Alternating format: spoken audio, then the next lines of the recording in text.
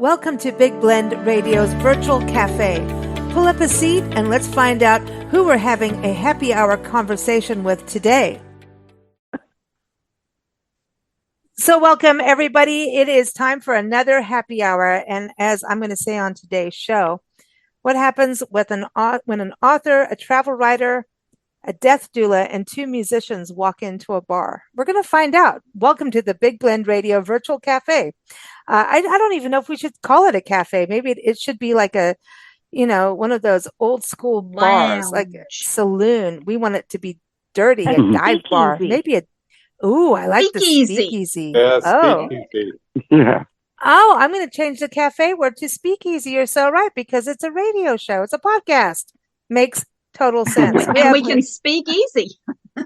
We can say anything we want. We're all adults, so we can do what we want. And none of us are cruel, but some of us kill off characters. The other one helps the characters transcend to the next destination. And then others create music, and the other one might photograph it on the way if she's traveling around. So that's really how this happy hour is going to be. So let me bring in our cast of characters. We've got author Matt Cost, who made us start this new channel. Not just an episode, Matt. You made us bring back the happy hour hangout show. So welcome back. How are you? I'm fantastic. I guess I'm anointed king of the happy hour. I think so. I don't know, but he's like, I want more company. I'm like, all right, I can do that. We've got lots of friends here in the Big Blend Radio world. And I know our happy hour shows, we have a Champagne Sunday show. Is our flagship show. And I think that may have to come back too, because I don't know. We like to toast to things around here. We like to have our doesn't have to be alcohol, just so everyone knows. It can be tea, it could be coffee, it could be soda, whatever you want. But it's about taking time and enjoying a conversation. So everyone, for Matt, go to mattcost.net. Matt, give everyone an overview of you've got so many books, and you got a new one coming out, which is about to hit our mailbox. We're excited. Yes, it's on the way to you. I write historical fiction and mysteries. So histories and mysteries is my thing. I have several different mystery series. And the most recent one coming out on July 31st, which Lisa's getting a copy in her mailbox very soon, Yay. is called City Gone Askew, which is the second book in my historical PI mystery series, Brooklyn 8 Below series. It's set in 1924 Brooklyn. And that's part of how we met you, with Velma Gone Awry. I mean, you can't mess around with these titles. Velma. Yeah, we went That's around quite a first, name. and now we're askew. Yeah, but Velma, where did the name Velma, sorry. I was about to say something really wrong, because our car name is Mulva, by the way, from a Seinfeld episode. So that's a whole other conversation. But yeah, Velma, where did that name come from? I'm not even really sure where I pulled that out of. I was looking for a good German female name and came Velma. across that. It just kind of jumped out at me, and I thought that would be a good one. It is.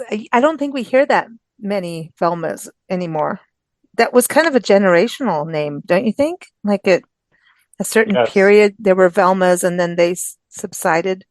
There was like Agnes was one at one time. There was a bunch of Agni running around. Agnes or Agni. I don't know. Anyway, so everyone, Matt Cost, I think you're going to have to be a resident on the happy hour show, since you poked us to doing it again.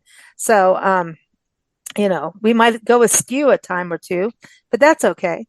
We have travel writer and photographer Jo Clark, and she is a resident here on Big Blend Radio. Everybody is. And she goes everywhere, but she likes to have a glass of wine in her hand. In fact, her blog site is haveglasswilltravel.com. She's based out of South Carolina. Matt is based out in Maine. So we're doing a little road trip today. So welcome back, Jo. How are you? I'm great. How are you? I'm doing good.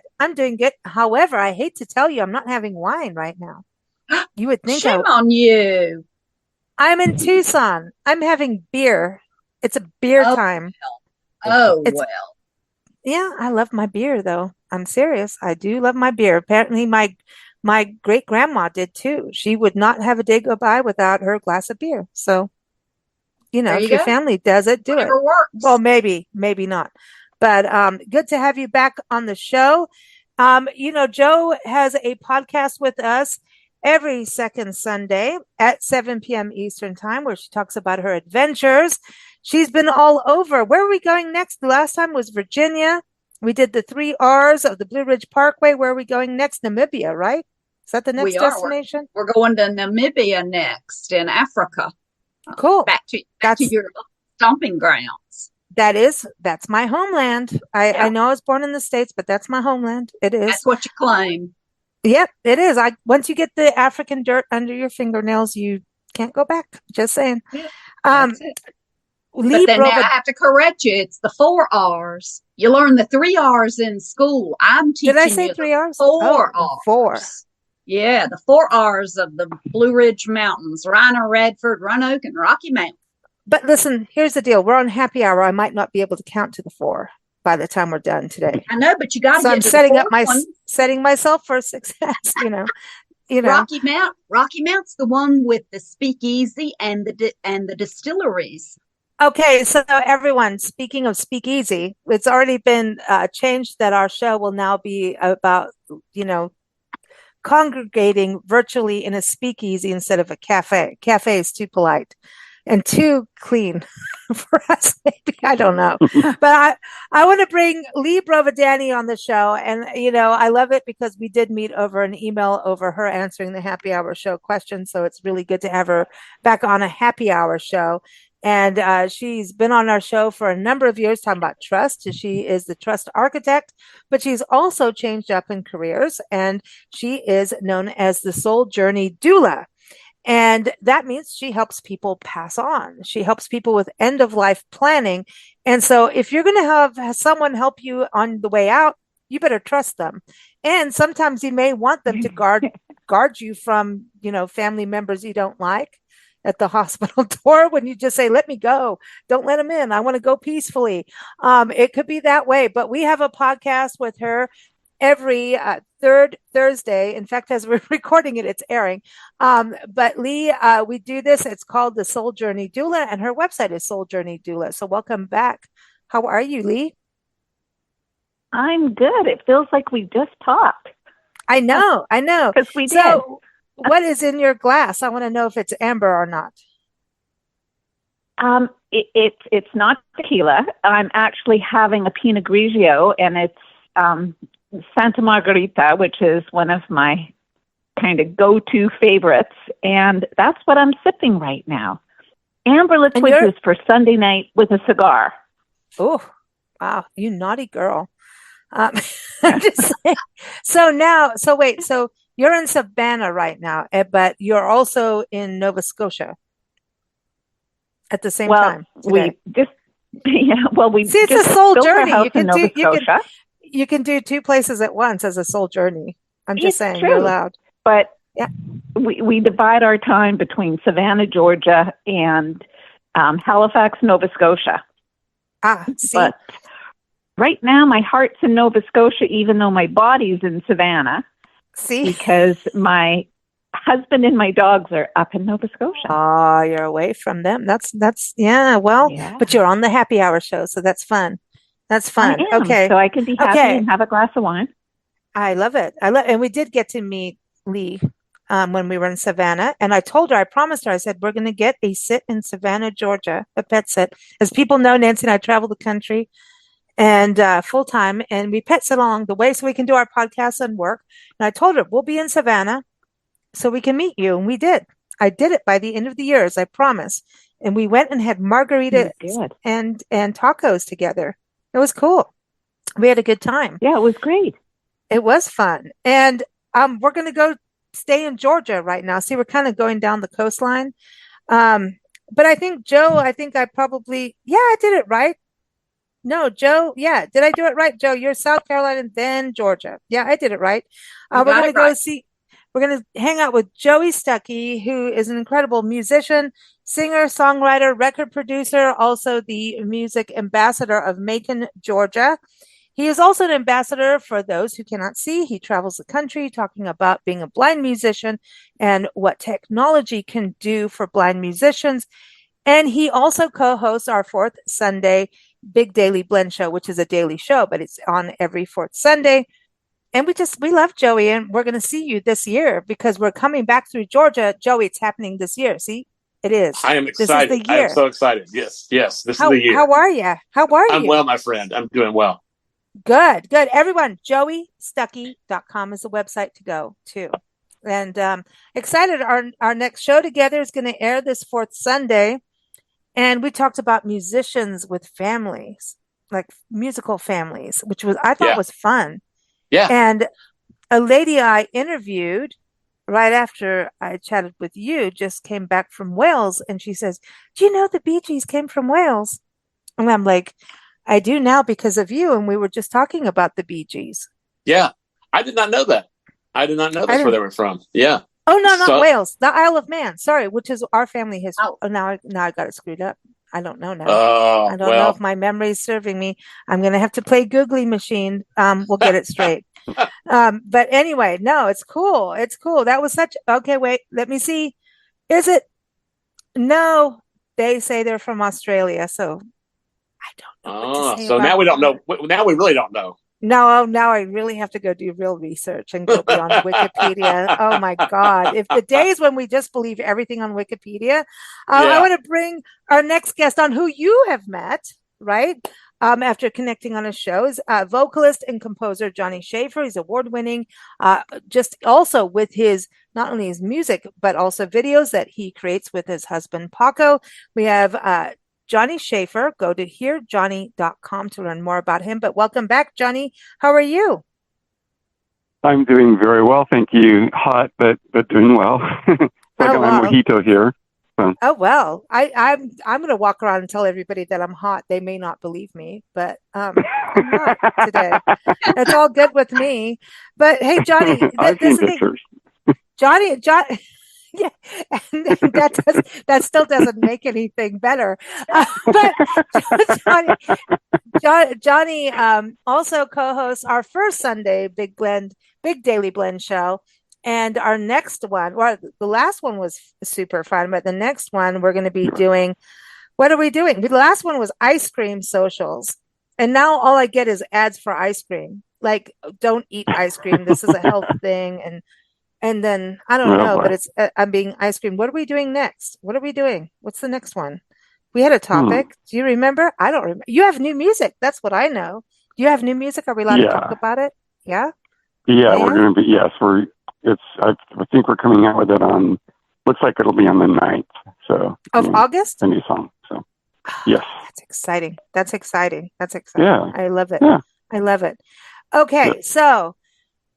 Speakeasy. Y'all want us to change it to speakeasy? I think it's a very good thing. So what about a password? We need to think about a password because you don't historically get into a speakeasy. I think, Matt, speakeasies, you've kind of written about them before, haven't you?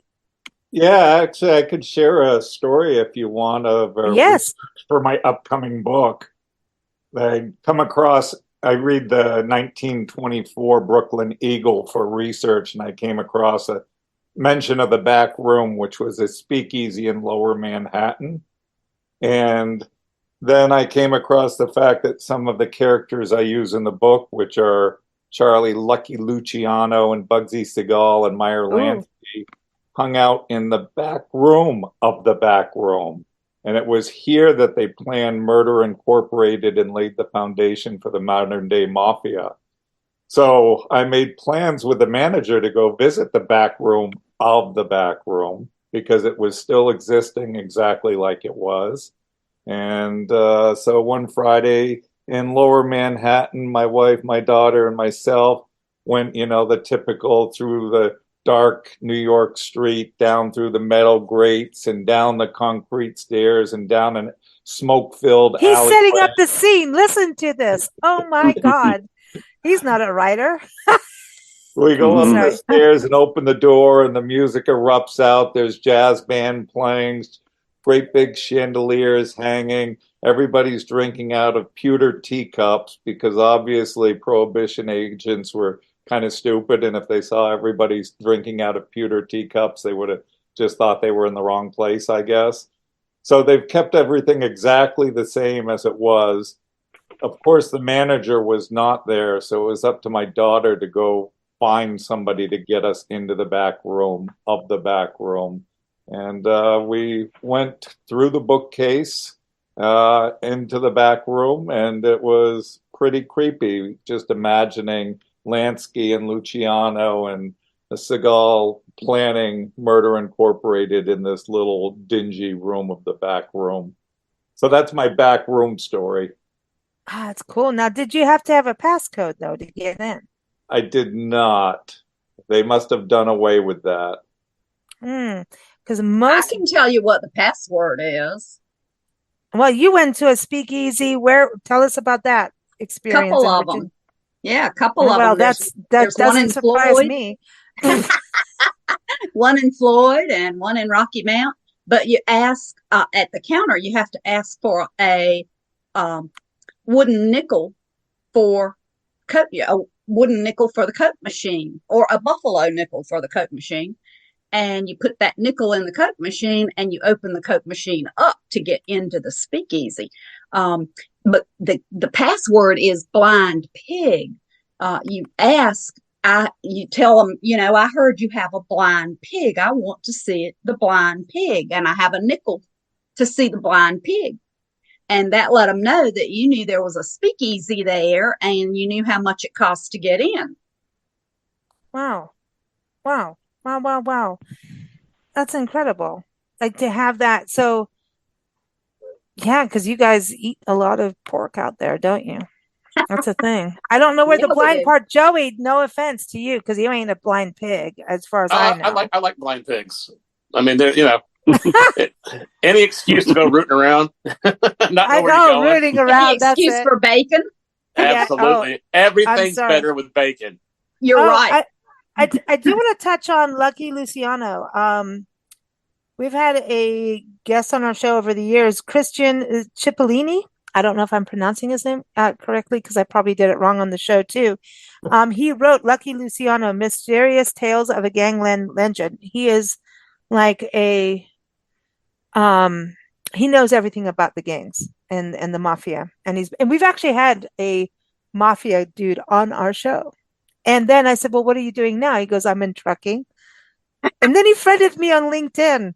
And recently he's gone away. So I don't know what happened. So I'm like, that's a true story. But there's we've had interesting authors on the show over the years. So I'm just saying, Matt, I'll connect you with him if you ever want to talk to him. He's really cool. He's really done a lot on Luciano. And it's so funny because with characters like this, we all love the villains, right? But I had to be reminded a couple times, maybe 3 or 4 times on the podcast that we've done with Chris, and then also Ron Chepasek, who's been on the show. He's the publisher of all of these, and Barbara Casey's also part of this, also an amazing author. In fact, her interview is up on our Women Making History podcast today on Catherine Kelly, which she is the wife of the gangster Machine Gun Kelly, and we're recording the day before this airs, which is tomorrow, Friday. It's his birthday, so I was like, we have to air this. She did the biography of her, and she was the mastermind of all of what was going down, and that includes being connected with Bonnie and Clyde, and the women were behind half of the murders and the crime.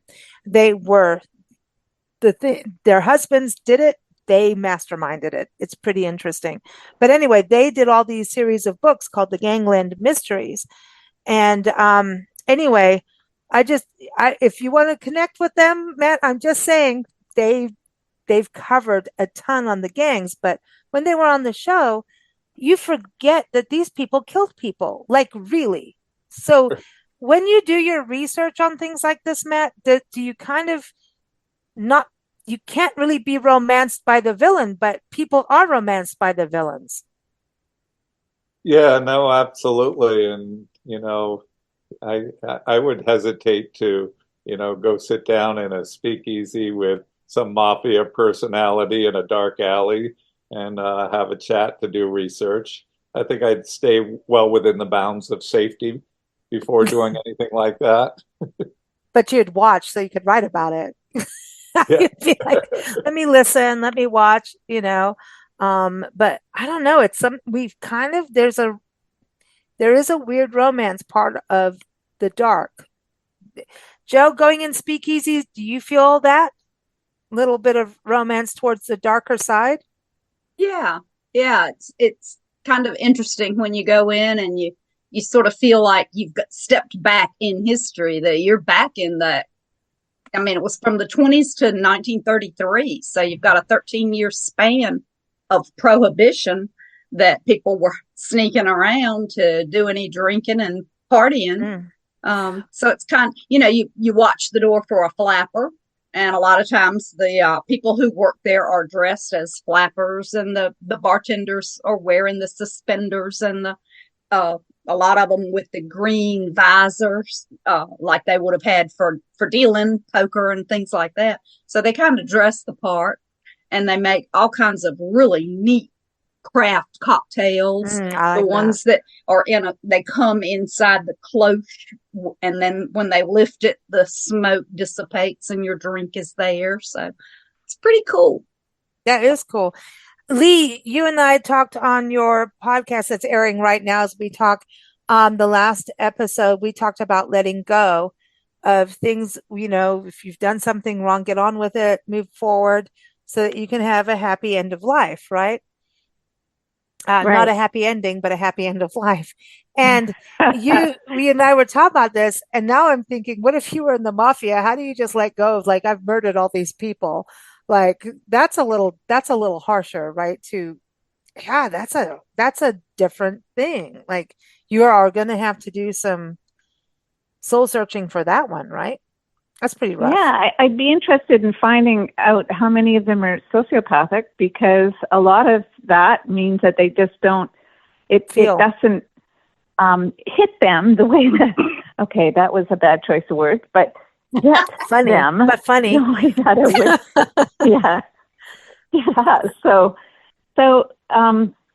in a lot of the work I do, it's not, from my perspective and what I do, it's not as much around the dying moment. It's about what's leading up to it. And as long as you've got 2 feet planted on the ground, you're still alive, and you still have a huge opportunity to live a life that gives you a lot more peace towards the end.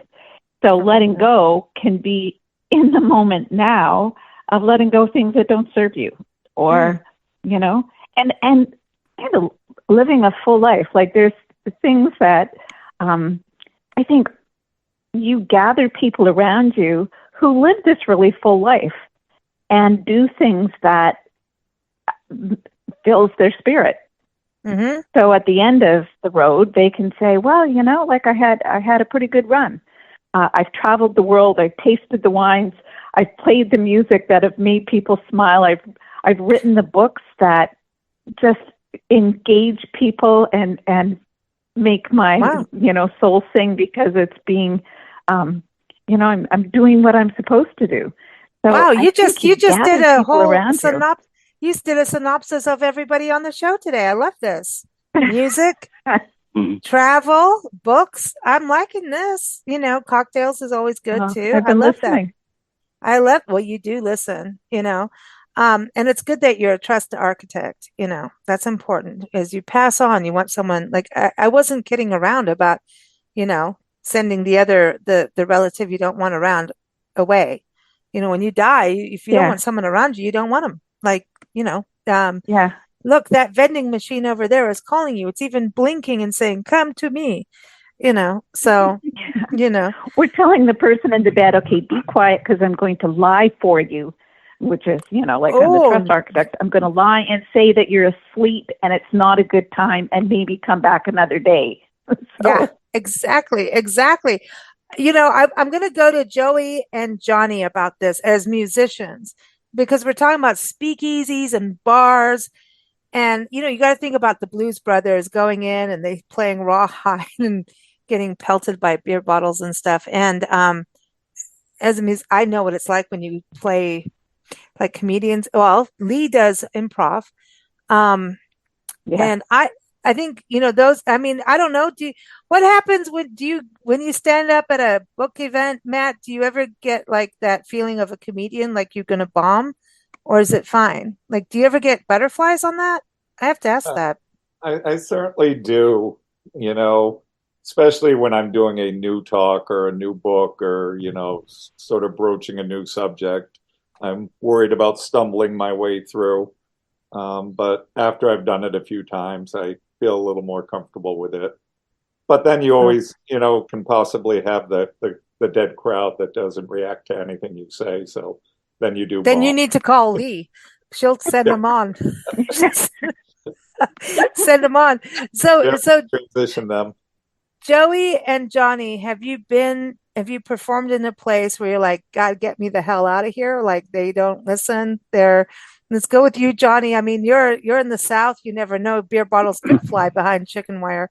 I mean, I know that's kind of the West too, but what have you ever played it like, especially being blind? Oh my God, somebody could be throwing something you don't even see it coming. Well, I mean, literally see it coming your way. Have you ever experienced anything like that? Yeah, I'm not a big fan of large masses of humanity not in their right mind. And so my bandmates think it's hilarious to go load the van and let all the drunk people come talk to me because I know that I'm not in favor of that. It's not that I mind talking because obviously I don't, and it's not that I'll take pictures, I'll sign stuff, I'm glad to chat. But what happens is I'll be sitting there or standing there, and all of a sudden there's just somebody in my personal space that's very shocking. And I've had, when we were the house band at the Ritz-Carlton for 6 months, you would not believe the number of inebriated bridesmaids that tried to sit in my lap while I was playing. And that's a real shock. You can't see it coming, and you're like, oh no.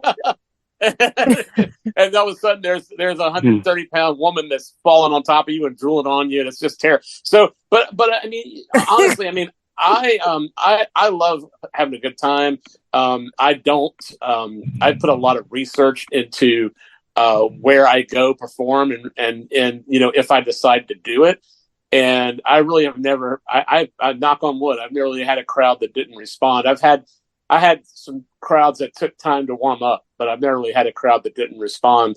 And I don't really worry. It doesn't make me nervous because that's what I do. It's a natural extension of my spirit. It's just a little bit more intense when I'm on stage, but it's really no different than when I'm off stage. I mean, it's just a little bit more energy, a little bit more projection of that energy to other people, but it's not that. But I did have when I was in California, I did have a gig that I left because it seemed sketchy. And these three guys, we were outside. I won't say the venue, but we were outside getting ready to load in, and it was just me and my wife. I was doing just guitar and vocal. These guys said, "Oh, there's a blind man. I bet we could take that guitar from him."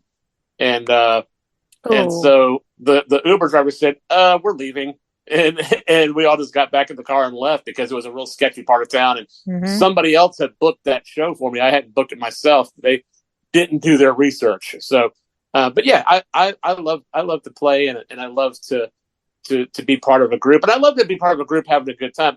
There's some stories I could tell that are a little off color, shall we say, about some people that had too much of a good time and decided to come share that with me at the end of the show. But I won't tell those stories. But it's funny now. But at the time, I was not happy with my bandmates for leaving me in that situation. Well, I can't wait to meet you in person. I want to hear those stories because I will tell them. I have a million. Believe me, I've got more than you'll ever want to hear. I think musicians and bartenders hear everything. Bartenders, they need a drink. I mean, yeah, they really are like they're the psychologists of the God. They need a drink. They need something.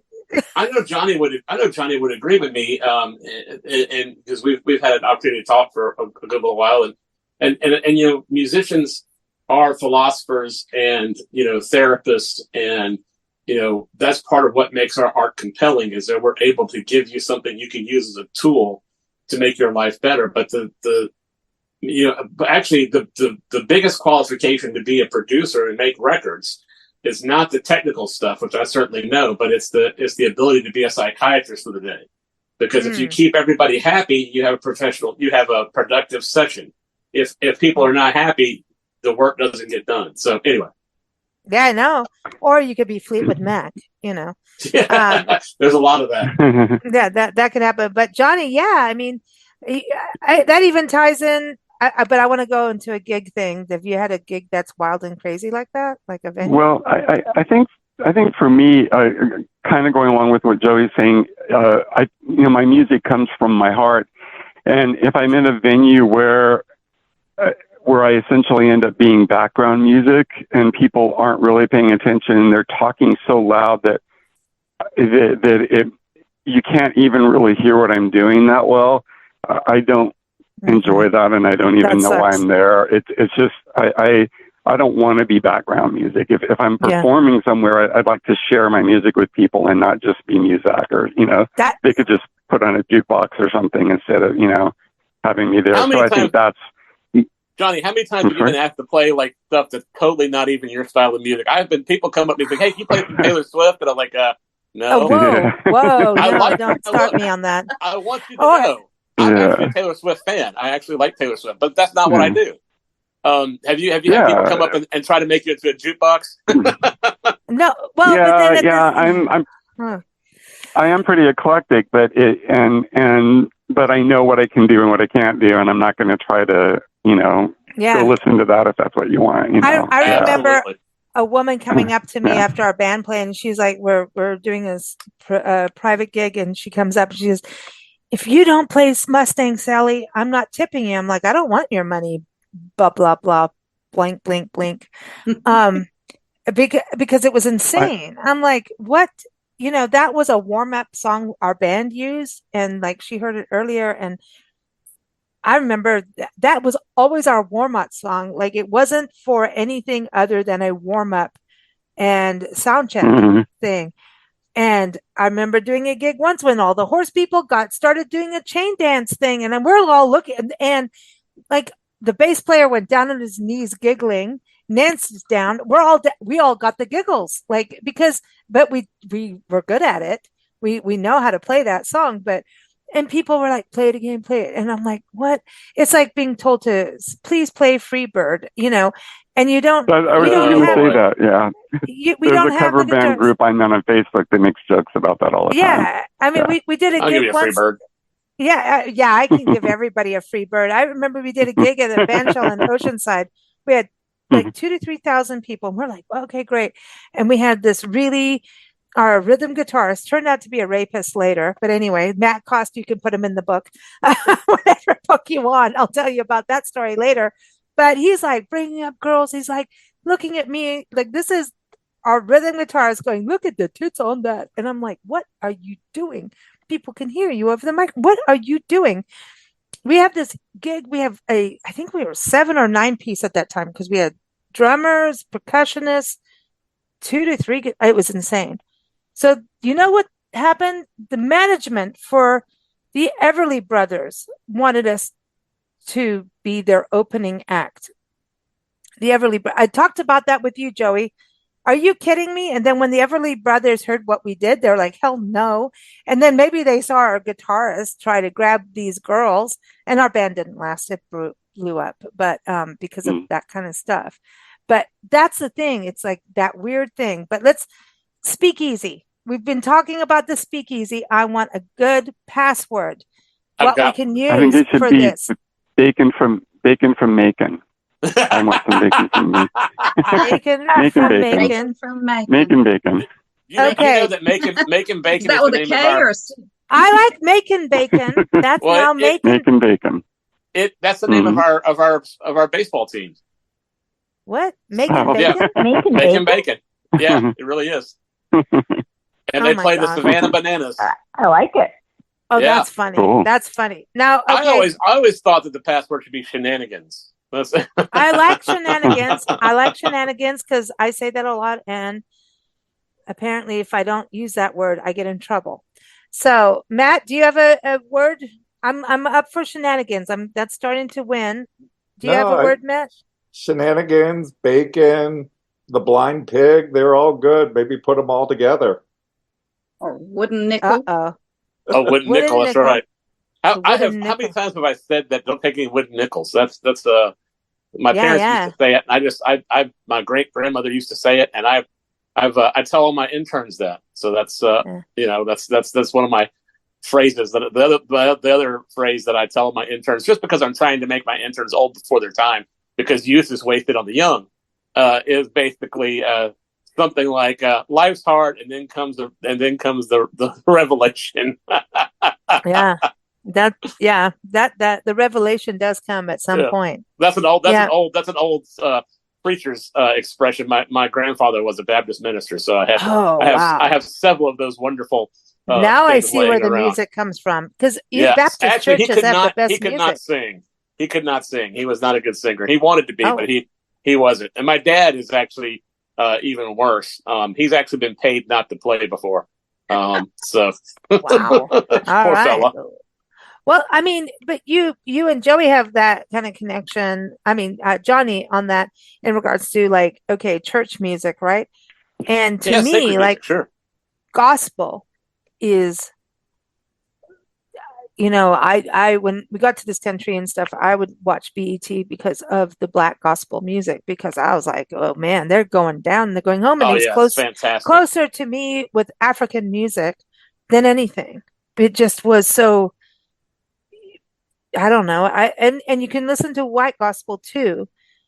But there's some of it that just is like, you're being sent. I mean, Lee, do you ever get, like, when it comes to being a soul journey doula and a death doula, music, can people say, listen, when I'm going, can you put this music on? Like Nancy says, if she ever wants to just take herself out, it's an important part. She says, red wine, maybe a joint. She doesn't even smoke, but she says, in a jacuzzi with Neil Young, and she's out. Not Neil Young, Neil Diamond, and I'm out. Wow. That'll put me out. Those are two very different Neils. Very different. Get your Neil straight. If you play Neil Young to Nancy, she will yell at you. Yeah. She does. She's a fan of his songwriting, but not his singing. I am not allowed to play Neil Young. So I'm just saying, there is no Neil Young allowed. If he's playing with Crazy Horse, I'm in. Or Lucas Nelson, The Promise of the Real, and Micah Nelson, I'm in. I'm in, but she's not. But anyway, I suppose it's a Neil, any Neil. She's like, if I need to take myself out, play Neil Diamond, give me red wine in a jacuzzi, I'm out. So I don't know what that means. Apparently that's where my mom wants to go. But music. You put her in a jacuzzi and dunk her head. I don't know. Then Matthew Perry died but she said, if I have to take myself out, that's how I'm going to do it. Come on, everybody thinks about how they're going to go. But I can tell you that just about everybody has their playlist that they want to be hearing and they want to listen to as they're leaving. So I haven't seen too many people who say, no, I want it quiet. Most people have the music that they want to play. Really? And a friend, her dad, he had this long playlist, and the song that he was listening to when he had his last breath was Leonard Cohen's Hallelujah, which no kidding. Is a coincidence, but it was, pretty perfect. Wow, we need to do a whole show on this. Oh my gosh, we could do a whole show on, like, leaving this plane to the next, leaving on a jet plane could be part of it. Sorry, you know what? Three of my. Go ahead. No, go. I was with three of my parents when they. My parents were divorced and each remarried. One of the four is still alive, but the other three, I was with each of them when they passed, and we were kind of their caregivers. And all of them, music. We sat around and sang. And we sang their favorite songs. My mom, we made a playlist on her tablet of all her favorite music, and it was all different kinds of things, choir stuff, and then in the 80s during the AIDS crisis, I was in organization through Project Angel Food called Project Nightlight, and a lot of the guys, their families, they were passing from AIDS. Their families didn't want anything to do with them, so the hospital would call us and say, "This person is passing. Would you come and be with them?" And so we would. Wow. They called it like a midwife to the dying, and we would sit with them, and they always wanted to sing, and so I would sing with them, and it was always a really beautiful experience. The music would just kind of their face would light up, and the music was a way for them to pass over. So I definitely can vouch for that. That's the other name for a death doula is a death midwife. Mm-hmm. Mm-hmm. So you were doing it way before I ever heard anything about it. That's amazing. I mean, cool. The power of music. So I want to go to Joe. Joe, when you travel as a travel writer, photographer, I know you like your wine, but is music part of it for you when you travel? Do you want to go see what's going on the cultural side? Yeah, I enjoy going to live music venues. And I like most any kind of music, especially if I know the words, if it has words.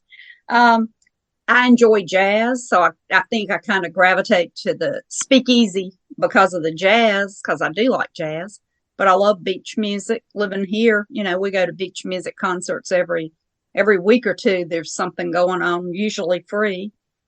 We had the Tams last week down in Georgetown, and they put on a fabulous show. He's been on stage for 48 years. His daddy put him on stage when he was 6 years old. And so his son is now with the band. So the Tams have a 3-generation lineage now. And man, they can work a crowd. So yeah, I do enjoy the music. That's cool. What about you, Matt? Does music come into your writing? I think we touched on that once about you while you're writing and music in the background, yay or nay, and then in with your characters and settings. Yeah, certainly. I write in my living room. So there's often a lot of chaos around. So I put on noise canceling headphones and listen to soft jazz music. And so I probably listen to, 6 or 8 hours of soft jazz music every day without really hearing any of it, probably. It's just kind of blocking things out. But I do greatly enjoy jazz. I like writing about the jazz and the Roaring '20s. That's been a lot of fun for me. So Coleman Hawkins makes appearances in the book, and Fletch Henderson and Mae West and some other people like that. So I do enjoy incorporating music into things. Yeah, music is part of life, man. I mean, if you don't, the birds. I mean, we all have the birds outside, right? And I don't know. To me, the best way to start your day is with a good sunrise and some birds. It's like just listening to them reminds you that it's the sound of life, and music is, I don't know, once in a while, we talked about that, Joey, I think it was with you, Joey, about people maybe not liking music. And you're like, what planet did you come from? Are you an alien? What happened there? But now, okay, so now that we're speakeasy, now I have to go reformat everything. Our logo's okay, but so it kind of goes with the speakeasy. Let's talk about a speakeasy song that you want on a jukebox. Okay, so I'm going to start with you, Joey. What song should we have on the jukebox? Boy, that's a great question.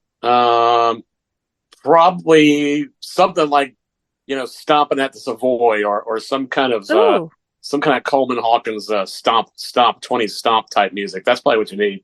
So I have a hard time picking just one. I know, but I do think, at least for me, the '20s always make me think of blaring trumpets and a lot of real fast runs, and so that's what I always think of. Ooh, we have to do sing, sing, sing. Absolutely. Yeah, we have to have Duke Ellington. He's the man. Absolutely. Duke Ellington is the man. That's it. Like he is if you ever say like, what's the top 10 musicians? Like Duke Ellington is on there for me. I don't know. I can't explain it, but yes, that's it. Duke Ellington is on there. Okay. So Johnny, what about you? Since you It's both make interesting. music lists on our shows, on our Big Daily Blend shows. Yeah. Oh my gosh, we're gonna have to do a speakeasy playlist now. See what's happening. Do. Oh, that's cool. Yeah. Speakeasies are kind of a thing in LA right now.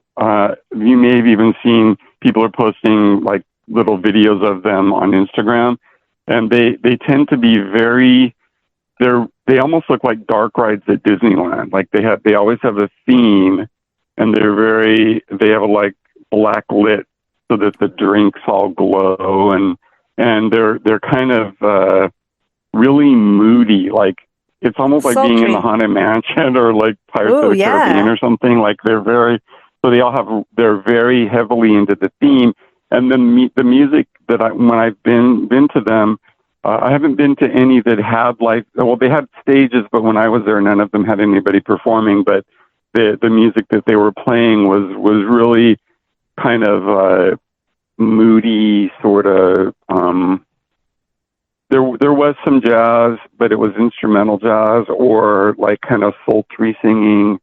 Like a torch singer. I remember, yeah, there was one that they played Blue Bayou by Linda Ronstadt. And so it was very kind of Dennis sort of Hopper style. Yeah, they were kind of creating this like this moody vibe, like kind of low key sort of a thing. Twin Peaks can go in there. Yeah. Oh, the Twin Peaks soundtrack. That's some crazy. So Moonglow, one of my favorite songs of all time, could go in there then. Oh yeah. For at the end of the night. Yeah. So God Bless the Child. Oh, ooh. There you go. Now, who are you going to have sing that? Because so many people have sung. Yeah, Lady Day. Yeah. Mm-hmm. Because Blood, Sweat, and Tears did that, but it's not the same as Lady Day at all. Joey just like no. No. She is the ultimate. I mean. Boom.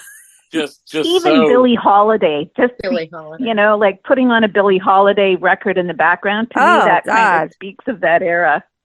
Mm-hmm. Mm-hmm. And then you can have Sister Rosetta Tharpe come out. Yeah, no, I mean that's cool. What about you, Joe? Any music you want to add to the playlist? The jukebox. I mean, it would be the little albums that came out on the jukebox, right at that time. Dream a Little Dream of Me. Oh, Sweet Georgia Brown. Oh, what about the Little Brown Jug? Maple Leaf Rag. Yeah. The Entertainer. Scott Joplin. Put 2 Eyes of Blue. Coochie, coochie, coochie, coo. Has anybody seen my girl? My gosh. All right. I'm not dating myself at all. Matt, we just have good memories for oldies that we've heard on the radio. Yeah. It's my story and I'm sticking to it. No, I love that era of music. The 40s. I said Moonglow to me is just one of the best songs ever written. I can't explain it, but yeah, Matt, do you have any songs to add to the playlist? I think we'd have to get Louis Armstrong in there somewhere. Duh. Don't forget to mess around or something like that. Ain't misbehaving. Ain't misbehaving. Or Cab Calloway, Minnie the Moocher. That would be a good speakeasy one. Oh, that would be fun. Ella. What about Ella? Ella, absolutely, yeah. Mm-hmm. But then I would want to bring in, but then I'd start going on my blues kick. After that, I start going, okay, now we're going to bring this blues artist. We're going to bring in Coco Taylor. We're going to bring all, Miles so now Davis. Oh yeah, got to have Miles. That album of his, Kind of Blue, which was in 1959, is probably one of my favorite jazz records, and is the one that taught me the most about being a jazz musician. And that's an excellent choice. What a great player. So why can't we bring some contemporary in, like Herbie Hancock? Sure. I'd like some Ricky Lee Jones too. Yeah. Great. And it sounds Ricky like Lee Jones. Absolutely. it sounds like what Johnny's saying with the modern speakeasies is they're playing a lot of modern music that fits the mood. So that's kind of cool. I like that. Yeah, they are. Yeah. I think I always like a blend. Haha. But I think it's important. and cocktails. Okay, let's go around the room and see what everyone's having to drink tonight. I think some of you already said something. Lee, we know you're having some wine. What are you having, Matt? And do you have snacks? What are your snacks? Anybody got snacks for the happy hour? I am going to have to confess that this happy hour I am only drinking water. See? For shame. I was hoping you would never ask. Oh, well, it's okay. Everybody doesn't matter. A happy hour is whatever makes you happy. Yeah, WC Fields has some very strong feelings about just water. Yeah, so. Joey, what are you drinking? Well, Lisa, as you know, blind and drunk are terrible ideas. And but actually, Johnny, I think Johnny was talking about it earlier. It's way too hot outside. And it's also hot inside, despite the best efforts of one's air condition. And as you are aware, I call my fans collectively the Stuckyverse. And I have recently decreed from on high in the Stuckyverse that ice cream no longer has any calories. So you can eat as much as you want because it's so hot. So I'm having a Coke float tonight. That is what I'm having. Yes. Oh, I love those. That sounds good. It does sound good. And there's no calories whatsoever. No, not at all, because you can't see them anyway. We can't see calories. If I can't see them, they can't see me. So that's how it goes. Exactly. They don't exist. Yeah. Joe, what are you drinking? Oh, I'm drinking wine. A Rosa Imperiale. It's kind of an effervescent Italian red. Just light. She's got herself an Italian stallion, y'all. That's it. That's light, good. Light and refreshing, and I would be having it with some baked cheddar cheese crackers, except they crunch too loud for the radio. Oh, well, I know this sounds crazy, but I got here, my friend Eva, who was on the last podcast, and her dog Poppy that barfed while we were doing the podcast is lying next to me. But she said, Lisa, I've got this huge thing of brie cheese, which I know you love, and I don't eat it. Please eat it. Well, I thought, I better have some, food if I'm going to have a beer. And of course, I really have a thing about Mexican beer. And Dos Equis, at least that's what I have right now. And it's really good. Nice. I love my Dos Equis. Just a nice light beer. I love IPAs, but it is hot and you don't want anything heavy. And I'm having like water right now. That's how it feels to me. And I like to put a little teeny bit of salt and a lot of pepper on my beer. It's just weird. Never heard of pepper. And it was never heard of that. I know Daddy always put salt, but I never heard of pepper. A little pepper. You put chili powder. Maybe it's from living in Mexico that you start doing chili spice. Oh, you can put chili on it too, man. I do it to cantaloupe too. If you eat melon, put some pepper on it. It's good for your digestion too. So going to that, Johnny, get Paco on the show for that. Should we put salt and pepper on our beer? but what are you having today? Mojito. Oh. I like in the summertime, the crushed mint in the drink.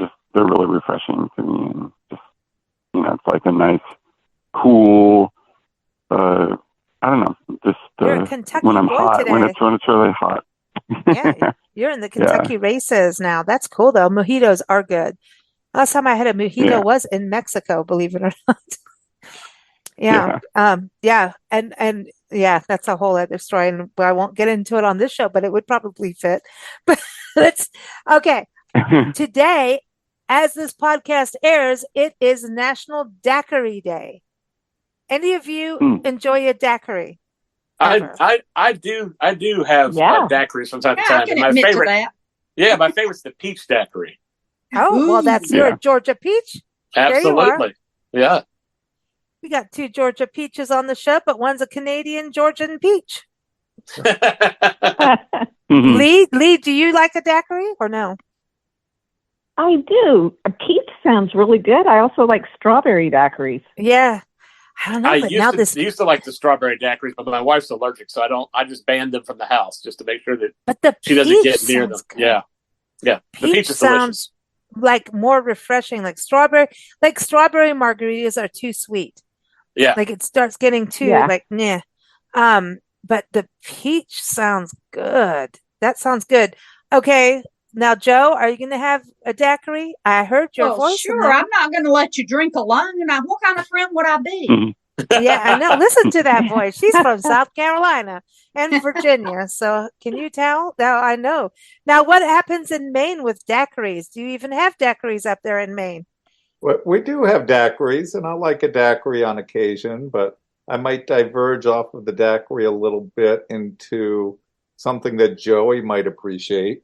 My dad's favorite drink, which he has one every day, is ice cream, Diet Coke, and Scotch. Nice. Whoa. Really? Holy Quite a cow. combo. That's a combo. Well, it's good. Because It that's has a good for your name? belly. We'll have to name it. Maybe we'll call it the Blind Pig. I love Okay, it. There you go. Perfect. The blind pig. I like I that. like See, and that. I was all set for a root beer float after you got started talking about floats. Well, this is interesting because, when we were in England and South Africa, which was the colonial side, right? It was always the blind pig or the boar's head pubs, always British centric, and they always had a pig or a hog involved.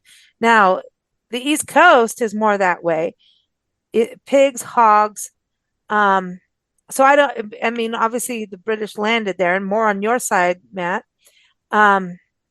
So I don't know what was going on, but from some time it went from pigs to hogs, and hogs are a little bit different. There's wild hogs. There's not a hog. I don't know what's going on with the pig, but we do want the bacon. And don't forget the boars. The boars. The boar's head. That's it. The boar's head. That is the thing. The boars. Okay. Do we have a difference between the three? Pig, hog, and boar? Boar is big. Size. Hog is medium. Pig is small. And I took boars care are of usually pigs. wild and have those huge long tusks, and they're dangerous down here. They'll We have ram wild you boar right- here in South Carolina. Yeah, we have them in Georgia too. People go wild boar hunting in Georgia. Yep. And, They do No, I here don't want to too. talk about that. Yeah, No. yeah. Mm-mm. So it's Well, the there. wild They boars can go get you. hunting too. Yeah, they I do. had They had can one of make my you feel pretty bad. Yeah. I had one of my students come in to school one day when I was still teaching, and he was just covered in bruises and cuts and scrapes. And I said, "What in the world happened to you?" And he said, "Well, he was riding his bike down a country road near his house, and a wild boar chased him. He got bored. He got bored because he ran out of the road and into a ditch, which threw him off his bicycle, and then the boar just about tore him up. Ooh, that's rough. Yeah. Oh, wow. Lisa, I rolled my eyes at you, just so you know. I know. Okay, I just wanted you to know. I just wanted to make sure you knew that. Okay. I could feel it. That's enough punishment from you, young lady. Listen, I grew up with warthogs, so that's a little different. Yep. And there's a good name for a speakeasy, the warthog. And they're almost as ugly. Well, actually, so wait a minute. I have to really go back into the happy hour history. So, how the whole happy hour show, well, I mean, that's kind of a natural for Nancy and I, happened is that we call having a cocktail at the end of the day Wiggie. And a Wiggie is you take your first sip, it goes down, and as it starts to hit your tail feathers right above your butt crack, you start to woo shake, and you get the Wiggies. You got the Wiggie Butt. So it's a Wiggie Butt. And so it was actually originally called the Wiggie Butt Club. And I do have the old logo somewhere where Nancy painted this circular bar with elephants and giraffes and pigs and hogs or whatever all around it. And it was called the Wiggie Butt Club. And so there's a bunch of us that talk, and I have a friend up in Winnipeg, and his name is Wiggie. I mean, he has a real name, but his name is Wiggie, and it's like, "What you doing, Wiggie?" And "Hi, Wiggie." We all call each other Wiggie. And Wiggie is about the feeling of like when you feel the joys of spring. Let's put it that way. and you feel that all like woo, not sexual really, but just that little giddy feeling of joy, right? And if you've had I a think long that should day, be the speakeasy password. Wiggy. I do too. That's Wiggy great. or Wiggy Mhm. Butt. Yeah. Do we want the Wiggy Butt? I want the Wiggy Butt. Yeah, Wiggy Butt. Okay, Perfect. Wiggy. Wiggy. I'm gonna have to find that old logo Yeah, because, like, with what all those animal? animals around the watering hole. Okay, so what animal? Like, who, Matt? What animal are you going to represent on the next show? I want to know. I guess I'll have to go with the warthog. You're going to go with warthog, the warthogs of Maine. Aroo! I don't know why that sounds so good, but all right. So, Joe, what's your hog? What's your animal? I'm thinking zebra. Oh, oh, she's got duality. Uh-huh. Uh-huh. I get you. I get you. She ain't horsing around. Okay. Lee, what's your animal? Okay, everybody keep this clean because it's a Canadian symbol Uh-oh. and it's the beaver. Oh, this so ties into a thing later. Oh my gosh. Okay. I want to hear everybody else's in a second. Oh boy. But okay, Johnny, what's your animal? Let's see. Can it be a bird? I mean, like, Sure. I guess like thinking like an exotic bird, like maybe kind of a parakeet or something that's can get some color in the room, and it can be a parrot that knows how to How about a toucan? knows the words that can start. Okay, a parrot. You want a parrot then? How about a macaw? How about a macaw? There you go. A macaw. That's got a lot of color. Yeah, one that's hung around some colorful characters and can Parrot add in So a some- pirate ship some- macaw. Yeah, I like some that. crazy vocabulary. Lauren You get to McCaw. hang out with pirates. Yeah, exactly. Joey, what about you? I have to say this isn't particularly entertaining, but I collect elephants, so I do like a good elephant. Oh no, they're one amazing. One of my Love bucket They're one of my beautiful. bucket list one of my bucket list things to do is to go hug an elephant. So we'll hope one Aw, day Hmm. maybe we'll get a chance to, Island. yeah. That's what everybody said. So at Yeah. some point, hopefully I'll get there. So we'll just see if I can get someone to pay me to go there. oh no, you can go to Kenya. They have an orphanage that I used to go when I was a little girl. There's an orphanage for wildlife there. I Neat. think it's through Shelter and Trust. I might have the name wrong. They take in orphaned animals and you get to help them. Like, you can go in and feed them. You can be part of that, and like baby Cool. rhinos and elephants and stuff. And they shelter the animals that get hurt, especially from trophy hunting and stuff. So it's really Right. cool. It's That's awesome. it Children's Trust, I think it is. I know I even follow them on Facebook, but as a kid, I mean, we Well, lived you've been around the drinking, corner so it's fine. we lived around the corner from the people that had the giraffes come into put their faces into their breakfast table. We lived around the corner from them. It was cool. It was really cool. I want to I do mean, that. Yeah, yeah, that's cool. elephants. I've had the upfront experience of elephants from being charged. Oh, That you really? don't want. Oh, yes. What were you Yeah. doing to That's provoke scary. the Oh, wow. elephant? Yeah. Actually, nothing. We were just in the way of Sure. mama and baby on a road in the park. We've also been in a park where we're just coming up the top of a hill, and there was an elephant right there, and we all needed to just keep quiet and not move and do anything. And my grandma was with me and goes, "Oh, I want to take the picture." And my mom's like, "No." Nancy's like, "Shh." And then the elephants just started pushing we call it a combi, a van, started pushing, and there's swampy on the other side. And that was really cool. The swamp area where we were, you could actually go underground in this little area. Like you have bird blinds, right? Where you can see birds and stuff, where you're Right. sheltered so the birds are safe and everything, and you're not disturbing. They have it under the springs, and Mazuma Springs, I think is the name. You go under and you can see the hippos swim. underground, like in the water. Cool. It is like insane. While we were there, it was a boom song snake went through. Anyway, but anyhow, that was cool. We were trapped by a boom song, but it honestly, they are. When people talk about animals not feeling, it's bull. Well, an elephant is a bull too. Elephants feel and care, and it is so magical when you see how they help each other as a village with the babies. It is something you'll just never. It's amazing. And Joey, even if you can't see them, you will feel it. You will feel it. Yeah. You will absolutely feel it. They are wise. They know. And what's interesting, their closest relative is called a dasi, which is a rock hyena. Huh. It's not a hyena, but it's a dasi. It's like I it's didn't almost know like that. our miniature marmot. It's like a little woodchuck, maybe teeny, teeny, but it lives in the rocks out there. Have you Huh. seen one? Is that what you're saying, Lee? A dasi? Have you seen one? No, I've ridden an elephant when I Oh, lived in India, oh, that's a and you different. used to Yeah, see they're them walking smaller. along the road. But like that was pretty common. And so saying to someone, "Whoa, I rode an elephant," when after you'd lived there for a year, they kind of look at you and go, "Uh huh." So Yeah, yeah. it was Yeah, cool. go Like for go to someone Jordan from and ride a camel. It's normal. Yeah. Lee, how long did you live in India? that was 10 years ago, and I lived there for a year, Nice. and I Yeah. loved it. Absolutely loved it.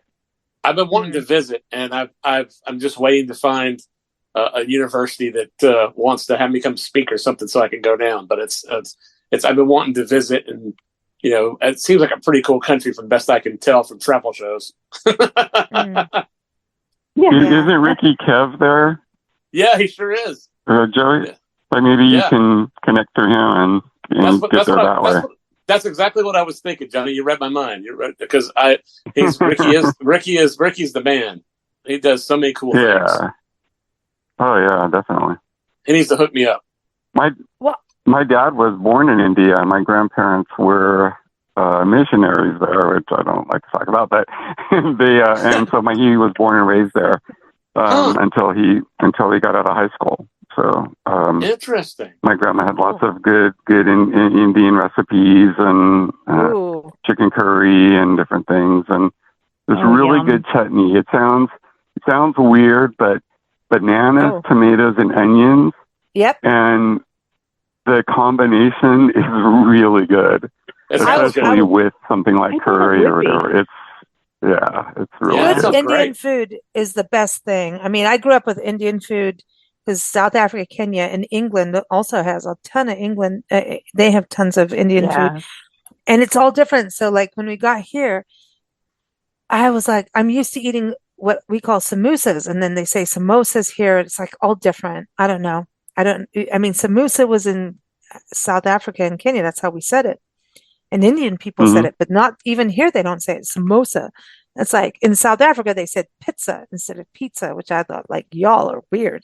I didn't say y'all there, but the best samosa I've had in this country, and it's still not, I can't explain. The dough is different. It's so different and thinner and crispier but was in Dinuba at a pizza place. Johnny, go figure. Dinuba, California. You know where I'm talking about. Yep, it's a New York, Manhattan pizza place, and Indian family owned it and ran it, and they said samosa. I'm like, please bring them. I'll do anything. And they had curried peas in there. I'm like, oh yes, I am in heaven, because and chapatis. I make chapatis. I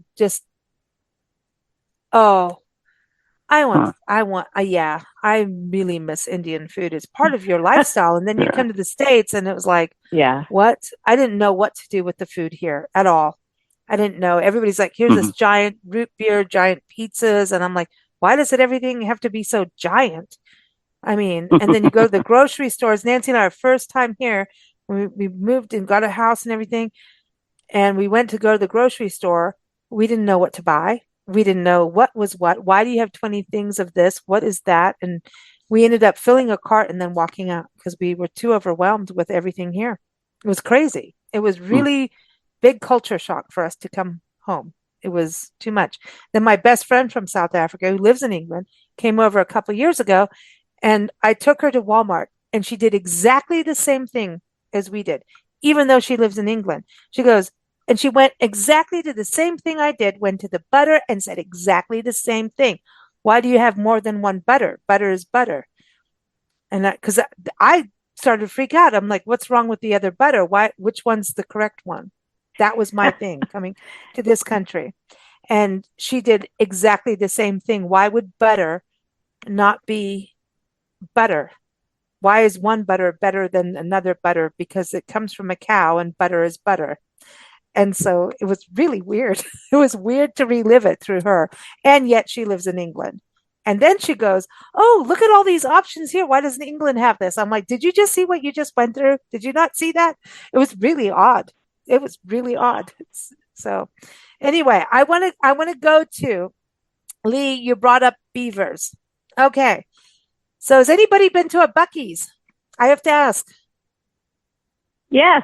Yep. Okay. Okay, Joe. When I'm driving from here to Canada, you stop at a Buc-ee's, and the pulled pork sandwiches are amazing. Oh, we're back to the bacon. Okay, Joe, I know you the Buc-ee's. Come on, you did the Buc-ee's. Been to a Buc-ee's. I like the Busy Bee in Florida. There's a similar chain, and I mean, you gotta love a place that has a woman who, for 8 hours a day, does nothing but make fudge. Okay, Joey, you know I'm going to have to bring up Uranus. Yeah. Anybody heard Uranus in Missouri? Has anybody heard it? You've told me about it. That's the only one. That's the only reason I know about it. Yeah. Uranus in Missouri is, they said it's the best place to get chocolate is in Uranus. And it is Uranus. It's called Uranus. Go look it up. Uranus Fudge Factory. And when you go on their website, I'm not making it up. It's funny as heck. However, if I bring up Buc-ee's and Uranus, we have to bring up Stuckey's. I shouldn't have said Uranus. I was thinking about Stuckey's. Yeah. Yeah. I mean, that's obviously they're nut logs. Yeah, the pecan logs. Yeah, absolutely. Yeah. Yeah. That is something that my cousin. It's a long story, but my cousin has brought the whole chain back and has been working really hard to do that. And her grandfather was the one that started it all.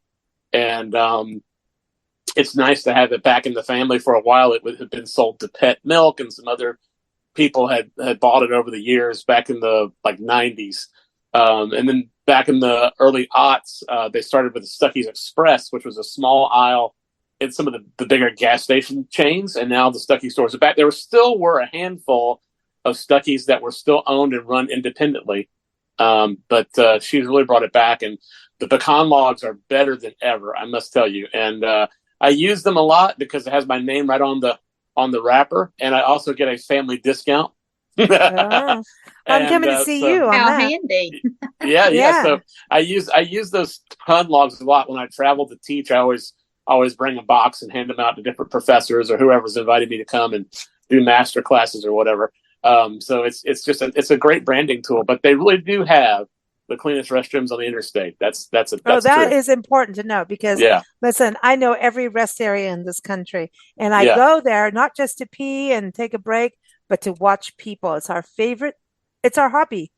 People watching at rest areas. We've seen the weirdest things. We've watched drug deals. We've seen people change genders and dress accordingly.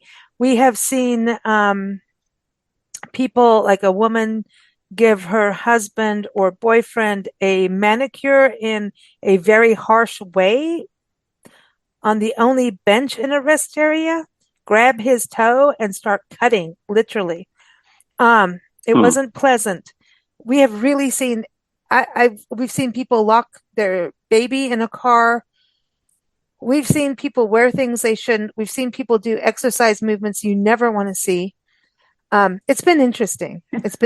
We've also outrun tornadoes, staying there and watched the tornadoes. It's been interesting. But I want to go, Matt, what happens in Maine in regards to things like roadside food stops, like Buc-ee's and Stuckey's and places like that. Our most famous is Moody's Diner, which is up Route 1 towards Camden. And they're very famous for their blueberry pie. Ooh. So You guys like pie blueberry in Maine. pie. Yeah. Nice. Huh. Pie. That's a thing because all the bed and breakfasts I've talked to in Maine, because we were going to go up there a couple years ago, they're like, you've got to go to Rockport for this pie festival. It says pie, pie, pie. I know everyone goes for lobster, but it seems like pie and lobster have a war going on. I don't know. That and Moxie. We just had the Moxie Festival, which is a soda that tastes really horrible, but it's our state soda, so we seem to enjoy and relish and celebrate it. Wow. So, Lee, up in Nova Scotia, what do you have? Well, it's kind of the Canadian chain that everybody thinks about is Tim Hortons. And so you can tell if you want to do a test to see if someone's really Canadian, ask them what a double-double is. Anyone know? Double, toil and I do trouble, not. fire burn and cauldron bubble. In-N-Out has double. Yeah, California. So a it's In-N-Out. double-double is double sugar, double cream. So if you go up to the counter and you say, yeah, I'll have a medium double-double, they give you a coffee with 2 sugar, 2 cream. Oh, So wow. that's probably the one, and I don't particularly like their coffee, but it feels very Canadian to me. Mm. And then You up in Canadians call Halifax, it the Timmy's, oldest right? drive-in. What's that? You call it Timmy's, right? Yeah, yep. Tim Hortons Timmy's. is known affectionately then- as Timmy's.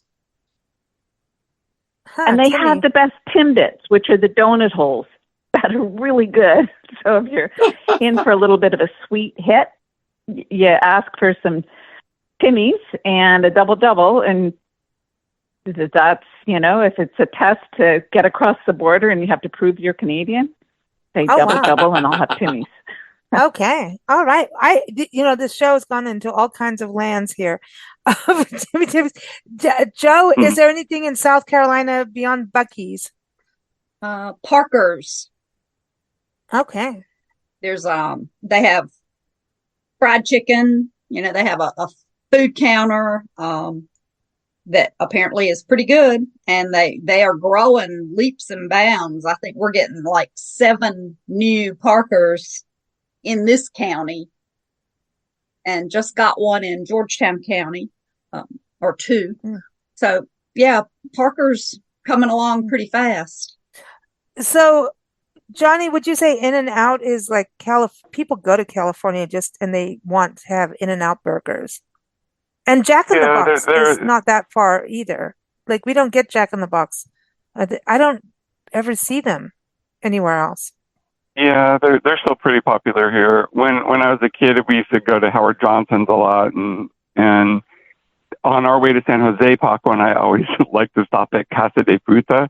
It's this pretty elaborate. I love Casa they have de a Fruta. choo-choo train. They have this little train, the Casa de Choo-Choo. You always have to ride on it, and they go through the scary tunnel, and it's really cute. And they have a lot of really good locally grown fruits and nuts, and the restaurant there is fun to eat at. And they have wine. It's kind of a nice little. Yeah, they do. Have wine. Yeah. They have wine, and they have a carousel. And I think carousels They are do? like the lost Yeah. art. Like, we need to save these Yeah. carousels across the country. So Lee was on our show, and Joey was kind of inspired. We did the summer road trip music show with you. And then, it inspired me to think, oh my gosh, road trips, bucket list, how many movies? Remember, we were talking about movies and road trips. And that inspired me to talk to Lee about dying and bucket lists, because how many movies, because remember, you kept asking me about movies, and every movie I had was about people dying. They're dying and they went on a road trip. And so Lee's podcast that month was about road trip bucket list, which is doing very well. By the way, apparently a lot of people do think that. And so then we had this whole conversation and asked people to reply and lead. The responses are all over the place. But I'm going to bring some of them up. We have like Costa Rica, New York City, San Diego, Iceland, all kinds of places all over. But here's the one that I thought was interesting because you brought up the beaver. The huge lake in Canada created by deep beaver dams that is so large it can be seen from outer space. That is a bucket list excursion for someone before they die. I have never heard of it. Me neither, but you brought up beavers, and this is an answer to your question on your podcast. So okay, there you go. Now I have to find out. A huge lake in Canada created by beaver dams that is so large it can be seen from outer space. I wonder if William Shatner looked at that and said, "My, that's a big beaver down there." I mean, come on, that's funny. No, he didn't say that. He said, "My, that's a big beaver." Yeah, you have to get it right. I'm sorry. Yes. Yeah. Really. Oh my gosh. My gosh.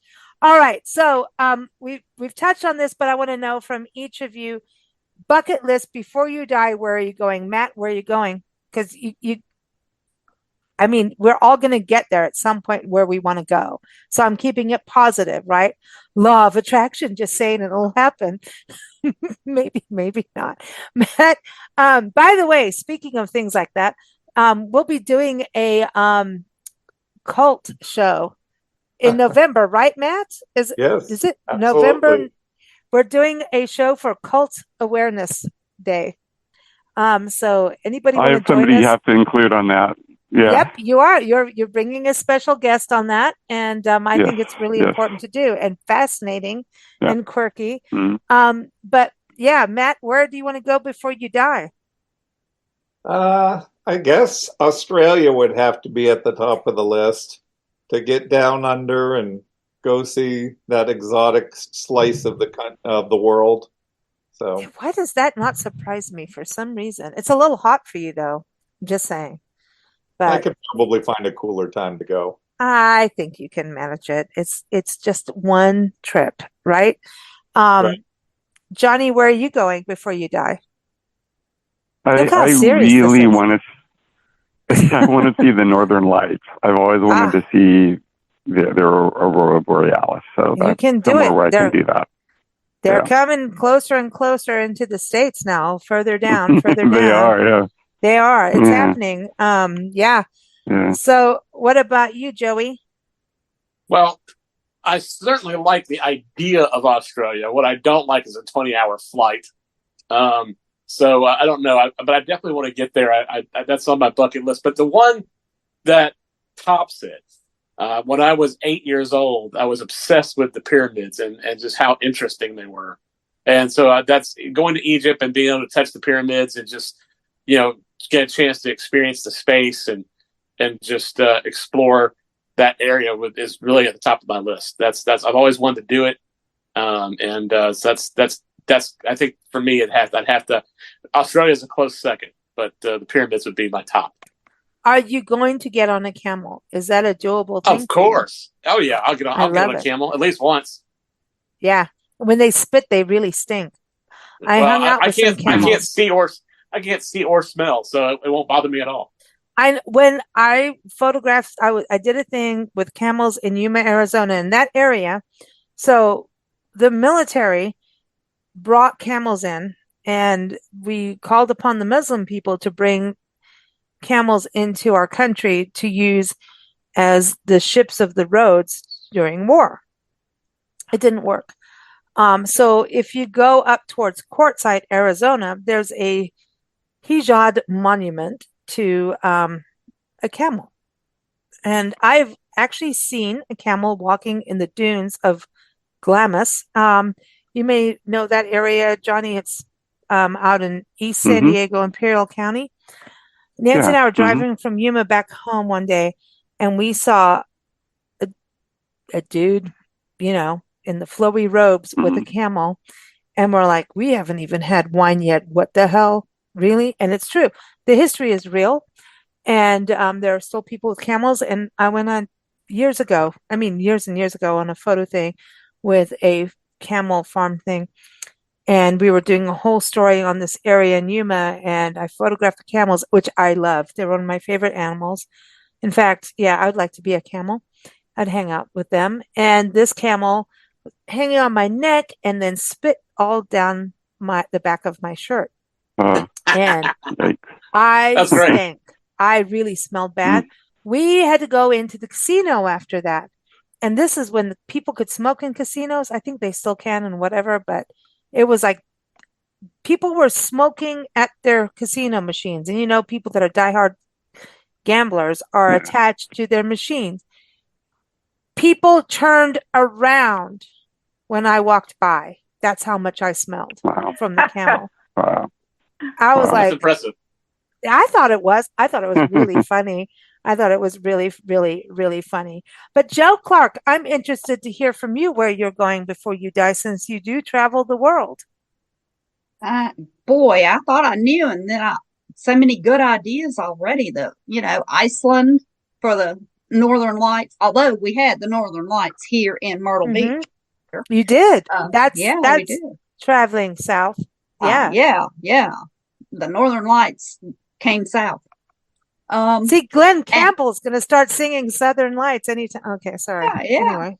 And Australia definitely is on my list. I want to go back to Thailand. Man, any of those places. Never ask a travel writer. They'll give you a list. They can't just do one. I know. And the pyramids, that wasn't even there, but there it is. But I did find the name of your lake, or at least the name of the park in Canada, that Wood Buffalo National Park. Oh. That's where the lake is that you can see from outer space. The Beaver Lake. The Beaver Lake. And apparently it is, they dammed up the Birch River. Damn beavers. I know. Watch out for those damn beavers. Hey, it's in the name. Well done. Thank you. She's a journalist. See, there you go. I love that. Thank you.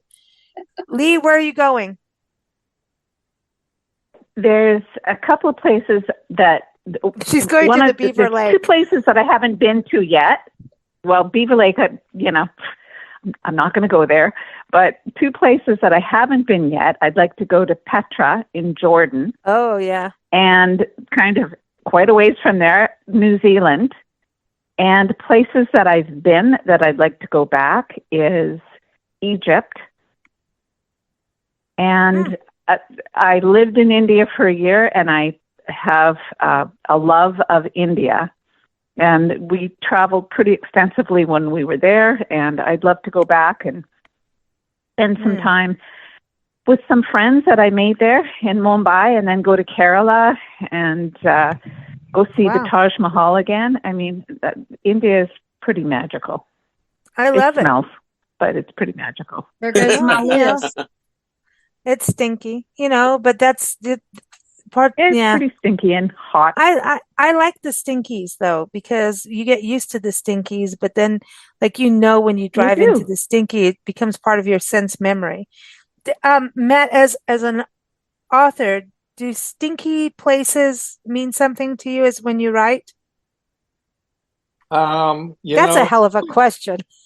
It's always good to throw in smell into a scene that really evokes a good emotion, I think, if you use words like stench and stinky and things like that. Stench is good. Stench is a good word. Yeah, that just kind of drives home an emotional feeling almost. You'll always think of pee and barf when you hear stench is pee and barf immediately. It's like, okay, it's body anyway, that's real pleasant. Happy hour. All right. So it is today, as this airs, Words with Friends Day. So I wanted to go around the room, and I wanted each of you to give each other a word. And when you hear the word, you just say whatever comes to your mind, what that word means to you. So this could be dangerous. So, Matt, will you please give Lee a word? 8. Go, Lee. So what is the word again? 8. She's you brat. 8. You're good at 8. Yes. 8. Okay. Full. I just ate. Full. Just 8. Oh, like 8. So did you mean the number 8 or the full 8? Like, I kind of went with it being ambiguous to see what she what was happened? doing. Well, she's full. Yeah. No, I think I ate. I'm full. I I love it. have an I love elegant it. sufficiency. Oh, look at that. I love it. I love this. This is fun. Okay. So, Lee, please give Johnny a word. Tranquility. Ooh. I pictured right away a lake, like a Beaver Lake. scenic lake with with trees around it and just relaxing, sitting by the lake, looking at the lake. I could do that all day. That's nice. So Joe, that's what came to my mind. Joe, please give Joey a word. Sharp. Sharp. Wow. It makes me think of tax. Okay, tax. And I thought you would go for flat. I know. Yeah. Blind man driving. There it Yeah. is. No. All right. So, Joey, Yes. please give Matt a word. Philosophy. Ooh. Thoughts, I guess, is the first thing that popped into my mind. Would be thoughts. Yeah. We're all So full when- of those. Yeah, when you see them, do you see them in bubbles with people's writing in them like a cartoon? I don't. I did not, but I will now, I think. I know, because words are visual too, right? So that's the interesting part of that, so all right. So Johnny, please give Lee a word. Frosty.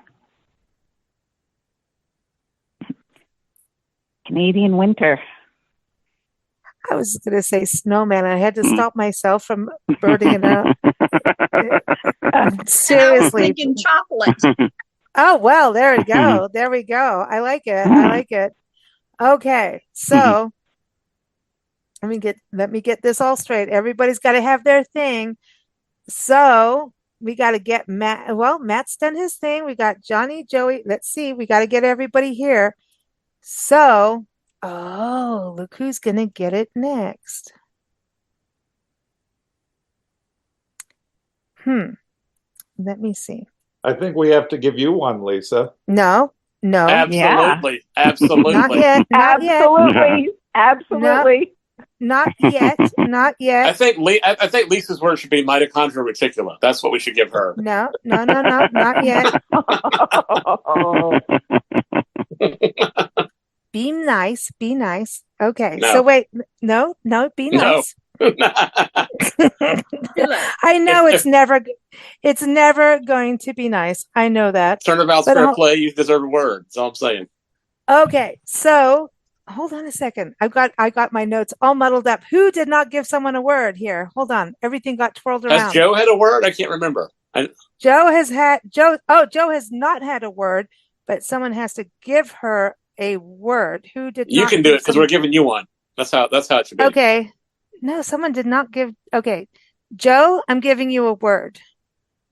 I'm in trouble. See, now I know you too well now. See, that's crazy. Okay, wait. Joe, your word is wine. That's just so easy. My word is wine. Mm-hmm. Bottled. Well, that's good because That's then you'll be always able to my answer. People say, "What kind of wine do you like?" And I say, I know. "Bottled." I know. I like this. I like this. Mhm. All right. Because we keep talking about, we've done death. I'm looking at each person on this show today. Done death. Well, we've done travel. Well, we've done food. Well, we've done, beavers. We've done all kinds of things. But I want to go back into the book world. So I would like to create a character for Matt's next book. He doesn't know he's writing this book, but Matt, what book would we just we're just going to create a book right now. So give Start us a now. title. Yeah, let's just create a book. So what would the book title be? Just for The fun. Gospel Shenanigans of Wiggie. Oh God, damn. That's good. That is good. Matt, I'm you are the liking king. that. That was awesome. That's awesome. That is good. Okay. I like this. Okay. So let's create the main character. So we're going to go through what makes a character. So, Matt, please help me ask each person a question so we can create the character. I'm going to start with you and ask, is the character male, female? Maybe it could be both, could be anything. Tell me who the main character is. Male, female, what? We'll go with female. Okay. So now you ask everyone a question. So I'll lead you through this since I screwed up before. You ask Lee the next question of how this character is going to be. Well, let's start off with a description. What does this character look like, Lee? She's a feisty middle-aged woman with hair that's in a braid down her back and isn't afraid to put on work boots and get outside and work in the yard. All right. Okay. So Matt, now go to Joe. And what needs to be added? What is the backstory of this character that makes her so feisty? Uh-oh.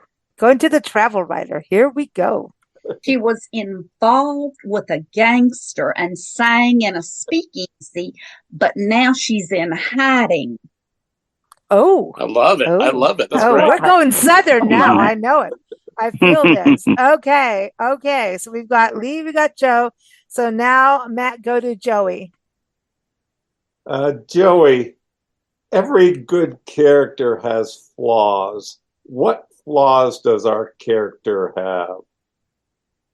The tendency to leap before they look. So the tendency to not think about the situation before it happens, just to go. That can be a strength as well, but in this instance, it's going to be a flaw. Which explains why she's in hiding. Absolutely. Yeah. Oh, this is fun. This is fun. Well, you have two songwriters here on the show. So, and everyone writes. Lee is also an author, so everybody on this show today writes. And this is why this is getting fun. So now, Matt, lead Johnny to the Neverland of this lady. So, Johnny, what is this character looking for, trying to achieve, create in life? She's trying to find her soulmate, but she's looking in all the wrong places. Dirty girl. So she keeps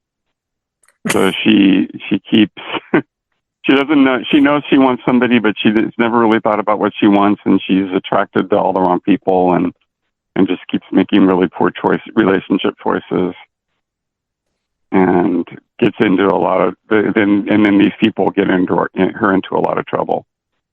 Wow. Matt, what's her name? Wiggy. I love it. Wiggy is her first name. What is her last name, Lisa? What do you think? Bonaparte. But. Yeah. So, but not with two T's. Because it is the Gospel Shenanigans of Wiggy, so. But there's more. There's always Put an S more. on the end. Make it butts. Butts. Oh, we could do a Z. We could do a buttski. We call that with dogs. Dogs love their butts to be scratched, right? So it's a buttski. And some dogs greet you by buttskiing you. But anyway, that's a whole other story. Well, thank you all. So now we have the shenanigans of Gospel Wiggy. What the heck? But we have our speakeasy word.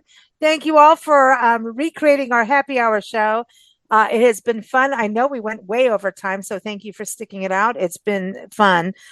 We didn't know we were going to go to Beaver Lake and to the pyramids. We didn't know we were going to meet Wiggy. Really, we didn't know all these things, but it's been fun.